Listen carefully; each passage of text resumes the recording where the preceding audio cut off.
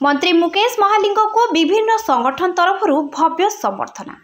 आज राज्य कैबिनेट रे डॉक्टर महालिंग स्थान पाइबा परे प्रथम थर पर लोईसिंघा ग्रस्त अवसर में विभिन्न संगठन तरफ भव्य संबर्धना दि जाइथिला।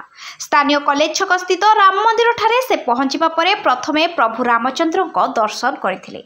सेठारे विभिन्न संगठन तरफ स्वागत करा जाई भव्य संबर्धना दि जाइथिला।